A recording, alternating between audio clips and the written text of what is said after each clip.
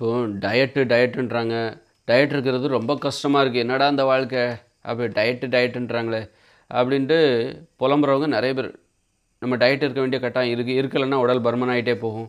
இல்லைன்னா நோய் அதிகமாகிடும். சுகர் வந்துருச்சா டயட்டு, உடல் பருமன் வந்துருச்சா டயட்டு, இப்படி ஒரு ஆஸ்மா பேஷண்ட் டயட், இப்படி டயட்டுக்குள்ளே போக வேண்டிய ஒரு கட்டாயம் மக்களுக்கு. டயட்டில் இருந்தால் தான் அவங்க சரியாக இருக்கும். அப்போது டயட்டையே நீங்கள் உங்கள் உணவு முறையாக ஏற்றுக்கணும்.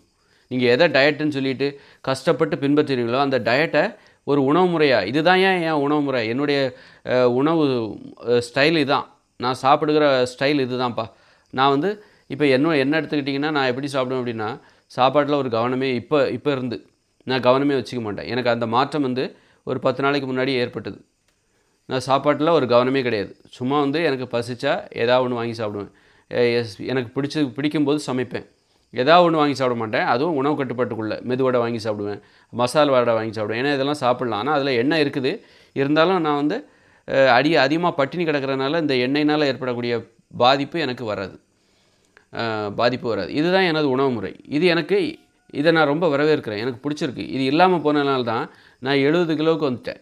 எனது உடல் எடை 70 கிலோ ஆகிடுச்சு. ஆனால் எனக்கு ஒரு 50 கிலோவாக இருக்கணும் அப்படின்னு ஒரு ஆசை. அப்போ தான் நீங்கள் ஒரு ஒல்லியாக இருக்கும்போது தான் நீங்கள் ஈஸியாக ஒரு இடத்துலேருந்து இன்னொரு இடத்துக்கு நகருவீங்க. சோம்பேறித்தனங்கிறது உங்கள் உடல் எடை அதிகமாக இருந்தால் இயல்பாகவே நீங்கள் இயங்குகிற திறன், நடக்கிற திறன் எல்லாமே குறைஞ்சிரும். உழைக்கிற திறன், எழுந்திருக்கிற திறன், உட்கார்ந்து எழுந்திருக்கிறது ஈஸியாக இருக்கணும், நடக்கிறது ஈஸியாக இருக்கணும், ஒல்லியாக இருக்கிற அப்போ அந்த மாதிரியான ஒரு உடல் அமைப்புக்கு ஏற்றார் போன்ற ஒரு உணவு முறை. என்னுடைய உணவு முறை என்னென்னா, காலையில் இது பிரேக்ஃபாஸ்ட், மத்தியானம் இது அப்படிலாம் இல்லை. எனக்கு பிடிச்சதுன்னா சாப்பிடுவேன். ஆனால் பட்டினி கிடக்கிறதுல தான் நான் நிலை கொண்டு இருக்கிறேன். உண்ணாமல் இருப்பதில் தான் எனது ஆர்வம். எனக்கு ஆர்வம் எதில் இருக்குது? உணவில் இல்லை, உணவில் கிடையாது. என்னுடைய ஆர்வம் உணவில் கிடையாது, உண்ணாமல் இருப்பதில் எனக்கு ரொம்ப ஆர்வம். அது எனக்கு ரொம்ப பிடிச்சி போச்சு. அப்போ அதனால என்ன ஆகுது அப்படின்னா, இப்போ படிப்படியாக உடல் எடை குறைஞ்சிக்கிட்டே வருது. 70 கிலோன்னு சொன்னால 73 கிலோ 78 கிலோலாம் வந்தேன். இப்போ 71.5 கிலோ இருக்கிறேன். இது படிப்படியாக இந்த நிலைப்பாடு வந்த பிறகு தான் எனக்கு அந்த உடல் எடை குறைஞ்சிக்கிட்டே போகுது படிப்படியாக. அதை நான் கவனிக்கவே இல்லை. அதற்காக நான் கஷ்டப்பட்டு டயட்லாம் இருக்கல. கஷ்டப்பட்டுலாம் இஷ்டப்பட்டு இதுதான் எனது வாழ்நாள் உணவு முறை அப்படிங்கிறத நான் இப்போ பின்பற்ற ஆரம்பிச்சிட்டேன். இது எனக்கு ஈஸியாக இருக்குது, ஏற்றுக்கிட்டேன். நீங்கள் எப்படி 3 வேளையும் சாப்பிட்றீங்கள, இந்த உணவு முறை தான் உங்கள் உணவு முறையாக நினச்சிக்கிட்டீங்க. காலையில் டிஃபன், மத்தியானம் சாப்பாடு, இடையில ஸ்நாக்ஸ், டீ, காஃபின்னு சொல்லிட்டு சாப்பிட்றீங்களா, அதே போல் தான் அதை நீங்கள் எப்படி வாழ்நாள் முழுதும் இருக்கணும்னு நினைக்கிறீங்களோ அதுபோல் தான் இப்போ நான் எப்படின்னா, எனக்கு பசிச்சா சாப்பிடுவேன். ஆனால் சாப்பிட்டாலும் அந்த கட்டுப்பாடு இருக்கும். அதில் எதை சாப்பிடக்கூடாதோ அதை சாப்பிட மாட்டேன். அரிசி, கேழ்வரகு, கோதுமை, மாமிசம், மீன், முட்டை, தயிர், மோர், பால், வெண்ணெய், நெய் சாப்பிட மாட்டேன். காய்கறிகள், கீரைகள், கிழங்குகள், பயிர்கள், பருப்புகள், கடலைகள், காளான், இலைதலைகள் இது இருக்கணும். இதில் நீங்கள் உப்பு போட்டு கூட ஒரு காய்கறி பொரியல் சாப்பிட்லாம், உப்பு சேர்த்துக்கலாம். வெள்ளைச்சீனி, மைதா, நாட்டு சக்கரைலாம் சேர்த்துக்க மாட்டேன். அப்போ இப்படிப்பட்ட ஒரு உணவு முறை. நாட்டு சக்கரை கூட நேற்று ஒரு டீ போட்டு குடித்தேன். அதாவது வெந்தய டீ போட்டு குடித்தேன், நாட்டு சக்கரை கலந்து. வெள்ளைச்சீனி எடுத்துக்க மாட்டேன். ஆனால் நாட்டு சக்கரை போடலாமா வேண்டாமான்னு நான் யோசிக்கிறேன். நாட்டு சக்கரை சாப்பிடாமல் இருக்கிறது தான் நல்லது. அப்போ இப்படிப்பட்ட ஒரு உணவு முறையை தான் நான் பின்பற்றுறேன். அதே நேரத்தில் ஒரு உணவை நானே சமைக்கணுங்கிறதுல ஆர்வமாக இருக்கேன். வெளியில் போய் சாப்பிட்டாலும் அது நல்ல உணவு, மெதுவடையாக இருக்கணும். அதில் அரிசி கலந்துடக்கூடாது. அரிசி கலக்காத தூய்மையான மெதுவடை சாப்பிட்றதுல கவனமாக இருக்கேன். மெதுவடைனாலே வாங்கி சாப்பிட்றது கிடையாது. அப்படி ஒரு மசால் வடை அதை சாப்பிட்லாம். இதுபோல் நாம் சாப்பிடக்கூடிய உணவு எது, நாட்டு சக்கரை சாப்பிடக்கூடாதுங்கிறது தான் என்னுடைய நிலைப்பாடு. அதனால் நாட்டு சக்கரை கலந்த ஒரு கடலை மிட்டாய் நான் வாங்கி சாப்பிட மாட்டேன். எதெல்லாம் நம்ம அடிமைப்படுத்துகிறதோ அதை நான் சாப்பிட மாட்டேன். அடிமைத்தனம் எனக்கு சுத்தமாக பிடிக்காது. இப்போ கடலை மிட்டாய்னா அது ஈஸியாக இருக்குது அப்படின்னா அது அடிமைப்படுத்துது. அது என்னை கஷ்டமாக இருக்கணும். சாப்பாடுங்கிறது கஷ்டமாக இருக்கணும். உணவுங்கிறது என்னை அடிமைப்படுத்தக்கூடாது. அடிமைப்படுத்தாத உணவுகளை நான் தேர்வு செய்து அதில் நல்ல உணவு எது. அதுபோல் நான் வீட்டில் என்ன பண்ணுறேன், இப்போ கருப்பு உளுந்து, எள், வேர்க்கடலை, அதுமாதிரி பொட்டுக்கடலை இதெல்லாம் வறுத்து அரைச்சி அதில் கருப்பட்டியை தூள் பண்ணி கலந்து, கருப்பட்டி சாப்பிடலாமா கூடாதா அப்படிங்கிறதுலையும் எனக்கு ஒரு ஆராய்ச்சி இருக்குது, ஒரு சந்தேகம் இருக்குது. ஏன்னா உயிரை பணையமாக வச்சுட்டு நீ பனைமரத்தில் ஏறல, உயிரை பணையமாக வைக்கிற வேலையை வச்சுக்கூடாது. அப்போ நீ அந்த கருப்பட்டிக்கு அடிமையாகிறனால தான் உன் உயிரை பணையமாக வச்சு மேலே இறங்குற. பனைமரத்துலேருந்து கீழே விழுந்து வருஷத்துக்கு 10 பேர் சாப்பிட்றாங்க, பார்த்துக்கோங்க. அதனால் அவ்வளோ உயிரை பணையமாக வச்சு எந்த உணவையும், நம்ம உயிர் தான் முக்கியமே தவிர உயிரை பணையமாக வைக்கக்கூடாது எந்த உணவுக்காகவும். அப்படிப்பட்ட உணவு நமக்கு தேவையில்லை அப்படிங்கிற வகையில் கருப்பட்டி சாப்பிடக்கூடாது அப்படிங்கிற கருத்தும் என்கிட்ட இருக்குது. இருந்தாலும் அது பரிசோதனையில் தான் இருக்குது. அதனால் இந்த மாதிரி சத்தான உணவுகளையும் நான் கவனம் வைக்கிறேன். சாப்பிடாமல் இருக்கிறது தான் எனக்கு ஆர்வம். அதே நேரத்தில் எப்போ இந்த மாதிரி டெய்லி ஒரு 2 மெதுவடை சாப்பிட்றதோ அல்லது மசாலா வடை சாப்பிட்றதோ, அப்புறம் வந்து நானே வீட்டில் காய்கறி பொரியல் பண்ணி எப்போ எனக்கு சமைக்க தோணும்போது தான் நான் சமைப்பேன். டெய்லி நான் அது அப்படியே டெய்லி இந்த மிஷின் மாதிரிலாம் பண்ண மாட்டேன். எனக்கு தோணும். ஒரு வாரத்தில் 2, 3 நாள் நான் காய்கறி பொரியல் பண்ணி சாப்பிடுவேன். ஏதாவது எனது உணவு கட்டுப்பாட்டுக்கு உட்பட்ட உணவுகளை நானே சமைத்து உண்பது, அல்லது வெளியில் போனால் அந்த மெதுவடை, மசாலா வடை இந்த மாதிரியான உணவுகளை சாப்பிடுவது, வெளியில் போய் பழங்களை சாப்பிடுவது, அதுவும் பார்த்திங்கன்னா அதில் ரொம்ப ஆர்வம் இருக்குது. டெய்லி ஒரு பழம், ஏதாவது 2, 3 பழம் அப்படி சாப்பிட்றது. இது மாதிரி திராட்சை பழம் ஏதாவது சாப்பிட்லாம். ஆனால் அதில் சாப்பிட்றதுல தீவிரம் இருக்காது. சாப்பிட்றதுல ஒரு தீவிரம், ஒரு இதெல்லாம் என்கிட்ட இல்லை. உண்ணாமல் இருப்பதில் தான் எனக்கு அதிக ஆர்வம். புதுமையை தேடுகிறேன். உண்ணாமல் இருப்பதில் புதுமையை தேடுகிறேன். ஏன் ஒரு நாள் ஃபுல்லாக இருக்க முடியாதா? 2 நாள் ஃபுல்லாக சாப்பிடாமல் இருக்க முடியாதா? வேலை செய்கிற இடத்தில் கூட நம்ம பட்டினியாக கிடக்க முடியாதா? பட்டினியாக கிடந்து அந்த வேலையை செய்ய முடியாதா? அப்படியெல்லாம் ஆராய்ச்சி போகுது. இதுதான் சரியானது. இப்போ பார்த்தீங்கன்னா உடல் பருமன்லாம் எங்கேயோ போய்டும். இன்னும் கண்டிப்பாக இந்த மனப்பான்மையை நான் தக்க வைத்துக் கொள்வேன். இந்த மனப்பான்மை என்னிடம் இருக்கும் வரை இனிமேல் படிப்படியாக எனது உடல் எடை குறைஞ்சிக்கிட்டே போகும். நான் எதிர்பார்க்குற அந்த 55 கிலோ, இன்றைக்கி 70 கிலோ இருக்கிறேன். 78 கிலோ இருந்தேன். அதை குறைச்சி 71.5 கிலோ வந்துட்டேன். இன்றைக்கி காலையில் 71 கிலோ 200 கிராம் இருக்கிறேன். இது அப்படியே குறைஞ்சிட்டு வந்துட்டு ஒரு 55 கிலோ வரைக்கும். அதுக்கப்புறம் இப்படியே இது நல்லா இருக்குது. உடம்பு மெல்லுசாயிரும், மூட்டு வலி வராது, அது வராது. சுதந்திரமாக ஒரு உட்கார்றதும் எந்திக்கிறதும் எனக்கு சிரமமே இருக்காது. இப்படி நீங்கள் உடல் பருமன் ஆகிடுச்சிட்டா எப்போவுமே உட்கார தான் ஆசைப்படுவீங்க, நடக்க ஆசைப்படுவீங்க, நிற்க ஆசைப்பட மாட்டீங்க. உடல் பருமன் ஆகிடுச்சா சிலர் படுத்தே கிடப்பாங்க. இதுக்கெல்லாம் உடல் பருமன் ஒரு காரணமாக இருக்குது. படுத்தாலும் பெறல முடியாது, இப்படி பல பிரச்சனை. அதனால் உடல் பருமன்கிறது கடுமையான நோய். அதனால் அந்த நோயை குணப்படுத்துறதுக்காக தான் இன்னும் சில பிரச்சனைகள்லாம் எனக்கு, செரிமான குறைபாடு இதெல்லாம் எனக்கு இருக்குது. அதை போக எல்லாத்தையும் சரி பண்ணிடலாம். சரி பண்ணி இதுதான் அப்புறம் இப்படி இதுதான் எனது உணவு முறை. பாருங்கள், அப்போ நீங்கள் டயட்டு அது கஷ்டமானா அந்த கஷ்டமான ஒரு விஷயத்தையே எனது இயல்பாக நான் மாற்றிவிட்டேன். இதுக்கிடையில் ஏதாவது கல்யாணம் வருது, நமக்கு ரொம்ப தெரிஞ்சவங்களோட கல்யாணம் டெய்லி வந்துகிட்டு இருக்கிறதுல எப்போ ஒரு வாட்டி தான் வருது. நமக்கு ஒரு மாதத்துக்கு அப்புறம் ஒரு கல்யாணம் வருதுன்னு வச்சுக்கோங்க. அந்த கல்யாண வீட்டில் போய்ட்டு நான் சாப்பிடுவேன், நல்லா சாப்பிடுவேன். அதுபோல் எப்போவாவது எனது உணவு கட்டுப்பாட்டுக்கு விடுமுறை விடுவேன், ஒரு மாதத்துக்கு ஒரு வாட்டி. இந்த மாதிரி கல்யாணம்லாம் வரும்போது அன்றைக்கி மட்டும் அந்த கல்யாண உணவை சாப்பிட்டு விட்டு மறுநாள் திருமண உணவு ஏதாவது நிகழ்ச்சிகளில் கலந்து கொண்டு அங்கே சாப்பிட்டு விட்டு மறுநாள் எனது உணவு கட்டுப்பாட்டை தொடங்கி விடுவேன். அப்போ திருமண விருந்தில் என்ன கொடுக்குறாங்க, அரிசி, கேழ்வரகு, கோதுமை, எந்த உணவு கொடுத்தாலும் சாப்பிடுவேன். மாமிசம் இருந்தாலும் நான் சாப்பிடுவேன். அது சாப்பிடக்கூடாதுன்னு நினச்சேன், இல்லை வேண்டாம் அந்த கல்யாணத்தில் போனால் கூட நான் உணவு கட்டுப்பாட்டை கடைபிடிப்பேன்னா கடைபிடிச்சிருவேன். இந்த மாதிரி தான் இதுதான் என்னுடைய உணவு முறை. நான் சாப்பிடக்கூடாதுன்னு நினச்சேன்னு வச்சுக்கோங்க, கல்யாண வீட்டுக்கு போயிட்டு நெருங்கிய உறவினர் வீட்டுக்கு, கல்யாண வீட்டுக்கு போயிட்டு, அதுவும் இங்கேருந்து எப்படி சென்னையிலேருந்து, சென்னைக்கு பக்கம் விழுப்புரத்துலேருந்து நான் கன்னியாகுமரிக்கு ஒரு திருமண வீட்டிற்காக நான் போகிறேன்.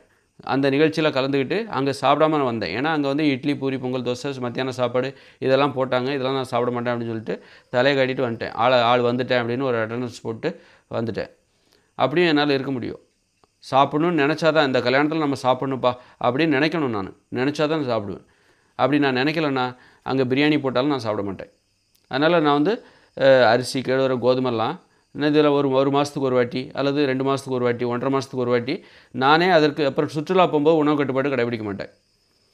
அப்போ ஒரு மாதத்துக்கு அடிக்கடி வாரம் நான் போகிறதில்ல. 10 நாளைக்கு அதில் ஒரு மாதத்துக்கு ஒரு வாட்டி, 2 மாதத்துக்கு ஒரு வாட்டி சுற்றுலா போகிற வழக்கம் இருக்குது. எங்கேயாவது ஒரு நாள் போயிட்டு வரலாம். அது ரொம்ப நல்ல பழக்கம் அது. அந்த வழக்கம் அப்போ சுற்றுலா போகும்போது நான் உணவு கட்டுப்பாட்டை கடைபிடிக்க மாட்டேன். இப்படி உணவு கட்டுப்பாட்டுக்கு எனக்கு ஒரு விலக்கு இருக்குது. நான் மாமிசமும் இந்த மாதிரியான சமயங்களில் உணவு கட்டுப்பாட்டுக்கு விலக்கு அளிக்கும்போது நான் மாமிசமும் சாப்பிடுவேன். சோறு சாப்பிடுவேன், பூரி, பொங்கல், தோசை, பிரியாணி, ஐஸ்கிரீம்னு எல்லாத்தையும் சாப்பிடுவேன். அதே நேரத்தில் அதை சாப்பிடும்போது பாதுகாப்பு நடவடிக்கை மிக முக்கியம். உணவு கட்டுப்பாடு இல்லாமல் கண்ட உணவுகளையும் சாப்பிடும்போது, சோறு, பூரி, பிரியாணி, மாமிசம் அப்படின்னு சாப்பிடும்போது நீங்கள் அந்த உணவு கழிவுகள் நல்லா செரிமானமாகணும். அதற்கேற்ற நடைமுறையும் தெரிஞ்சு வச்சுருக்கணும். நல்ல இந்த சமைத்த உணவுகளை நீங்கள் சாப்பிட்றீங்க, சோறு, பூரி, பொங்கல்ஸ்லாம் சாப்பிட்றீங்கன்னா அதில் நிறைய இஞ்சி, பூண்டு அதெல்லாம் சேர்த்துருக்கணும். அப்புறம் சாப்பிட்டு முடிச்சதுக்கப்புறம் வெந்நீர் குடிக்கணும், ரொம்ப முக்கியம். அந்த உணவு கட்டுப்பாடு இல்லாமல் இருக்கீங்களா, இந்த சோறு, பூரி, பொங்கல், தோசைலாம் சாப்பிடும்போது அந்த வெந்நீரில் சீரகத்தை போட்டு அந்த சீரக தண்ணீராக சூடாக குடிங்க. அப்புறம் நிலாவரை சுரணும். அப்புறம் கருஞ்சீரகம், வெந்தயம், ஓமம், சீரகம் இந்த மாதிரியான இதை நல்லா வறுத்து பொடி பண்ணி டப்பாவில் அடைச்சி வச்சுருக்கணும். அதை வந்து இந்த மாதிரியான சோறுலாம் சாப்பிட்றீங்க, உணவு கட்டுப்பாட்டை மீறுறீங்க, அந்த டைமில் கண்டதையும் சாப்பிட்றீங்க, முட்டை, மாமிசம், மீனுன்னு சாப்பிட்றீங்க, ஸ்வீட்டு, பேக்கரி உணவுன்னு சாப்பிட்றீங்க. அந்த நேரத்தில் உடம்பில் அந்த கழிவுகள், உணவு கழிவுகள் தேங்கி விடக்கூடாது என்பதற்காக நான் இவ்வளோ பாதுகாப்புறேன். இஞ்சி பூண்டு, இஞ்சிச்சாறு வச்சு குடிக்கிறது, இப்படியெல்லாம் வச்சு கழிவுகள் உடம்பில் தேங்காமல் நான் ஓரிரு நாட்கள் தான் சுற்றுலா போவோம். ஒரு நாள் தான் அந்த திருமண நிகழ்ச்சியில் கலந்துப்பேன். அந்த நாட்களில் நான் சாப்பிடுகிற சாப்பாடு கூட எனக்கு தீங்கு தந்து விடக்கூடாது என்பதற்காக, ஏன்னா சமைத்த உணவு இந்த மாதிரியான உணவெல்லாம் நோயை தரும், அது நோயை தந்து விடக்கூடாது என்பதற்காக நான் என்ன செய்கிறேன் என்றால், இது போன்ற பாதுகாப்பு. இப்போ வண்டியில் போகிறோன்னா நம்ம ஹெல்மெட் போடணும். அதுபோல் தான் நடந்து போகிறவங்களுக்கு ஹெல்மெட் தேவையில்லை. அதுபோல் உணவு கட்டுப்பாடு என்பது ஹெல்மெட்டு நடந்து போகிற மாதிரி. நீங்கள் வந்து சோறு, பூரி, பொங்கல், தோசை, மாமிசம், மீன், முட்டை, தயிர், மோர், பால், வெண்ணெய், நெய்யெல்லாம் சாப்பிட்றது ஒரு வாகனத்தில் போகிற மாதிரி தான், 2 வீலரில் வேகமாக போகிற மாதிரி தான், ஒரு காரில் போகிற மாதிரி தான். சீட் பெல்ட் போடணும். சீட் பெல்ட்டு தான் இந்த நிலாவரை சுரணும், அப்புறம் இஞ்சி பூண்டு, அப்புறம் சீரக தண்ணீர், இல்லை சூடான தண்ணீர் குடிக்கணும். சமைத்த உணவுகளை சாப்பிட முடித்த உடனே சூடான தண்ணீர் குடிக்கணும். இப்படிப்பட்ட ஒரு பாதுகாப்பு நடவடிக்கை, இதுதான் எனது உணவு முறை. பாருங்கள், இப்போ எனக்கு அதனால் என்ன ஆகுது அப்படின்னா, ரொம்ப ரொம்ப நல்லா இருக்குது. இந்த மனிதர்கள் பெரும்பாலான மனிதர்கள் போல் நான் இல்லை. நான் தனித்து இருக்கிறேன். எல்லா வகையிலும் எனது உணவு முறையில் நான் தனித்து இருக்கிறேன். எனது வாழ்க்கை முறையில், எனது செயல்முறையில், எனது எல்லா விதத்துலையும் நான் தனித்து இருக்கிறேன். இந்த தனித்து இருப்பது, விழித்திருப்பது, இது எனக்கு ரொம்ப பிடிச்சிருக்கு. இப்போ வந்து இரவு 2:45க்கு நான் எழுந்து வீடியோ போட்டுட்ருக்கேன். இரவு 2 இது எனக்கு ரொம்ப பிடிக்கும். இரவு நேரம் ரொம்ப பிடிக்கும். எப்படி எனது உணவு முறை வித்தியாசமாக இருக்கோ, அதுபோல் எல்லாமே எனக்கு வித்தியாசமாக இருக்கும். அதுமாதிரி என்னுடைய உணவு, வீட்டில் எனது உணவை நான் தான் சமைப்பேன். சமைப்பது எனது உரிமை. இன்னொருத்தர் செஞ்சால் எனக்கு பிடிக்காது. என்னுடைய வேலைகளை, வீட்டில் உள்ள எனது வேலைகளை இன்னொருத்தர் செஞ்சு என்ன சோம்பேறியாக்குனா எனக்கு ரொம்ப பிடிக்காது. கெட்ட கோவம் வரும். அதுபோல் துணி துவைக்கிறது, இதெல்லாம் நான் தான் பண்ணுவேன். என்னுடைய வேலையை நான் தான் செய்வேன். என்னுடைய சமையலை நான் தான் செய்வேன். என்னுடைய வீட்டை நான் தான் தூய்மை செய்வேன். இது எனக்கு ரொம்ப பிடிக்கும். அது மாதிரி இரவு நேரத்தில், அதாவது சீக்கிரமாக தூங்கிட்டு இந்த மாதிரி எழுந்திருக்கிறது, 2 மணிக்கு எழுந்திருக்கிறது, 1 மணிக்கு எழுந்திருக்கிறது, இது எனக்கு ரொம்ப பிடிக்கும். ஆனால் அதே நேரத்தில் சீக்கிரமாக தூங்குறதும் எனக்கு ரொம்ப பிடிக்கும். இரவு சீக்கிரமாக 9 மணிக்கு 10 மணிக்கு தூங்குறது எனக்கு ரொம்ப பிடிக்கும். இன்றைக்கெல்லாம் 11 மணி வரைக்கும் இருக்காங்களா, 10 மணிக்கு தூங்குறவங்க இருக்காங்க. ஆனால் 9 மணிக்கு தூங்கணுங்கிறது ஆசை. அது எனக்கு ரொம்ப பிடிக்கும். அப்போ தான் வந்து என்னால் சீக்கிரமாக ஒரு 2 மணிக்கு எழுந்திருக்க முடியும். எழுந்து இரவு நேரத்தில் இந்த மாதிரி வீடியோலாம் போடுறது, என்னுடைய வேலைகளை செய்வது எனக்கு ரொம்ப பிடிக்கும். எல்லோரும் தூங்கிட்டு இருக்கிற நேரத்தில் நான் முடிச்சிருக்கிறது, இதெல்லாம் எனக்கு ரொம்ப பிடிக்கும். இப்படி ஒரு கடினமான ஒரு வாழ்க்கை முறை, இது ஒரு கடினமான ஒரு வாழ்க்கை முறை, கடினமான ஒரு உணவு முறை, கடினமான ஒரு செயல். இந்த மாதிரி நான் ஒரு வீடியோலாம் போடுறேன், எனது கருத்துக்களை, இதுவே எனது இயல்பாக, எனது வாழ்க்கை முறையாக இப்பொழுது எனக்கு மாறி இருக்கிறது. இதுதான் வந்து பேரு, இதுதான் வந்து கொடுப்பினை. ஒருத்தர் கிடைக்கக்கூடிய மிகப்பெரிய செல்வம் இதுதான். அந்த நிலையை நான் அடைந்து விட்டேன். அப்போ இனிமேல் என்னுடைய பயணம் தடையில்லாமல் தொடரும் என நம்புகிறேன். குழப்பங்கள் இல்லாமல் தெளிவாக. இப்படி இருந்தால் மட்டும்தான் நான் அமைதியாக இருப்பேன். எல்லார் மாதிரியும் இருந்துட்டேன் அப்படின்னா என்னால் முடியாது. எனக்கு வந்து ஒரு மாதிரி தாழ்வு மனப்பான்மை அதிகமாகிடும். இங்கே நிறைய பேருக்கு தாழ்வு மனப்பான்மை தான். எல்லார் மாதிரி இருந்தால் எனக்கு தாழ்வு மனப்பான்மை வரும் அப்படின்னா, அப்போ எல்லோரும் என்ன தாழ்வானவங்களா அப்படின்னா, எல்லாருமே தாழ்வு மனப்பான்மையில் இருக்காங்க. அதனால் எல்லார் மாதிரியும் இருந்தால் எனக்கு தாழ்வு மனப்பான்மை வரதான் செய்யும். அதனால் எல்லோரும் தாழ்வு மனப்பான்மையில் இருக்காங்களா? ஆமாம், அந்த சோறெல்லாம் சாப்பிட்டிங்கன்னா உங்களுக்கு தாழ்வு மனப்பான்மை தான் வரும். குற்ற உணர்ச்சி ஏற்படும், மூளை வேலை செய்யாது. அப்போ உங்களுக்கு அறிவே வேலை செய்யாது. அறிவே உங்களுக்கு இப்போ இயற்கையாக உங்களுக்கு அறிவு வேணும்னா அப்போ புத்தகத்தை தான் படிக்கணும். புத்தகம் ஏன் படிக்கிறாங்க? தாழ்வு மனப்பான்மை. சுயமாக நமது மூளையிலேருந்து அறிவை பெற முடியலை இயற்கையான வழியில். அதை தடுக்கிற விஷயமே இந்த போதை உணவுகள் தான். சோறு, பூரி, பொங்கல், தோசை இதெல்லாம் சாப்பிட்டனால தான் நமக்கு வந்து மூட நம்பிக்கை ஏற்படுது. மூளை வேலை செய்ய மாட்டேங்குது. எப்படி சிறுநீரகம், இதயம், நுரையீரல்லாம் ஒழுங்காக வேலை செய்ய மாட்டேங்குது. சோறெல்லாம் சாப்பிட்டா எப்படி சளி பிடிக்குது, அதுபோல் மூளைக்கும் பிரச்சனைகளை தருது. மூளையில் மூட நம்பிக்கை ஏற்படுது. மூளை வேலை செய்ய மாட்டேங்குது. உண்மைகளை தெரிஞ்சிக்க முடியல. அப்போ தான் என்ன பண்ணுறோம், நம்ம இந்த சோத்துக்கு அடிமையாகிட்டோம். அப்போ உண்மைகளை சோத்துக்கு அடிமையானா உண்மைகளை தெரிஞ்சிக்க முடியாது. அப்போ நமக்கு அறிவு என்பது தேவை. அதை நீங்கள் வெளியில் போய் புத்தகத்தை பார்த்து படிக்கிறீங்க. அதை கற்றுக் கொடுக்குற இடம் தான் பள்ளிக்கூடம். மூட நம்பிக்கையால் பாதிக்கப்பட்ட மனிதர்களுக்கு தேவையான அறிவை கற்றுக் கொடுக்குற இடம் தான் பள்ளிக்கூடம், கல்லூரி, இதெல்லாமே. சரி, நன்றி. அடுத்த வீடியோவில் நம்ம சந்திப்போம். இந்த வீடியோவுக்கு லைக் பண்ணுங்கள், சப்ஸ்கிரைப் பண்ணுங்கள், ஷேர் பண்ணுங்கள். ரொம்ப நன்றி. அடுத்த வீடியோவில் சந்திப்போம்.